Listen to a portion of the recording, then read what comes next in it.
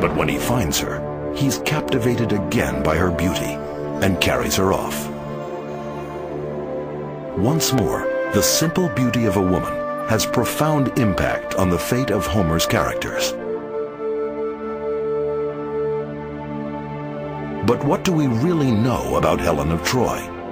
Could an epic 10-year war between trading giants really have been fought over the hand of a beautiful woman? The Greeks of historical antiquity loved to believe in a Helen of Troy. So for them, Helen of Troy was a very real human being. Did she exist? Got me. But certainly the role of women in prehistoric Greece, in the prehistoric Near East, in cementing alliances between kings, between empires, is really undeniable. But were women really abducted in wartime and transported across the Aegean, as the Greeks claim happened to Helen? This stone tablet from 13th century BC Greece could not be deciphered until 1952. It offers surprising clues that echo Homer. It lists the names of women abducted in war, including one named Troja, or Woman of Troy.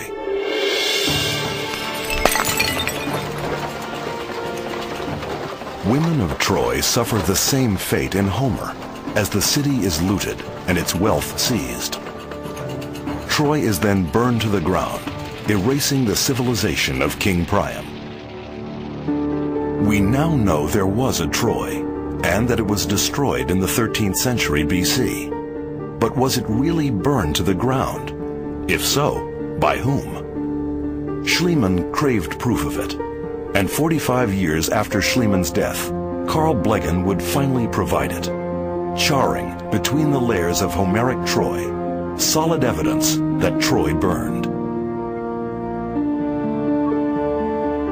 But many cities caught fire in antiquity. How do we know that Troy was burned in a military attack? When the Tübingen-Cincinnati team arrived in the 1990s, they began looking at the destroyed remains of Homeric Troy. There were quite a number of destruction levels that we found, but two in particular for the Late Bronze Age. In the second destruction phase, we find arrowheads in the destruction level, so it looks as if that city was destroyed by some sort of attack. Arrowheads, used by ancient warriors in this very city. Finally, a connection to a military destruction of Homer's Troy.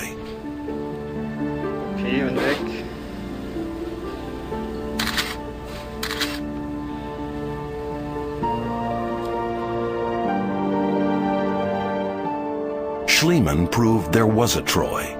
Carl Blegen showed it was besieged, burned, and destroyed. The Tübingen-Cincinnati team found that Troy was a large city subject to a military attack. But can we say that the Trojan War, the subject of Homer's life's work, and Schliemann's obsession, really took place? So I think there was a Trojan War. We have circumstantial evidence that the Mycenaeans are fighting in northwest Anatolia as early as the 15th century, perhaps 300 years before the so-called Trojan War. Were there wars between the Greeks and the Trojans? It certainly wouldn't be surprising, because Troy is located in this border region where the Greeks and the Hittites continually sought control. And so Troy was an attractive target for both sides. Certainly there were wars. We have the archaeological evidence for it. Is it conceivable the Greeks were involved? Absolutely. Can we prove it? We can't yet. I often wonder if the Trojan War is a process rather than an event. Could Homer have telescoped 200 or even 300 years of warfare on the northwest Anatolian coast into one epic saga? Of course he could have. Troy's fall was the beginning of the end of the Bronze Age. One by one, Mycenae and most of the other great kingdoms of the Aegean would be destroyed, and the region would fall into a 400-year dark age. The cities fell, but the stories survived. The epic stories of Achilles, Hector, Helen, and Paris. Of the Trojan War, the Trojan horse, and the tragic collapse of empires under the weight of vanity and greed.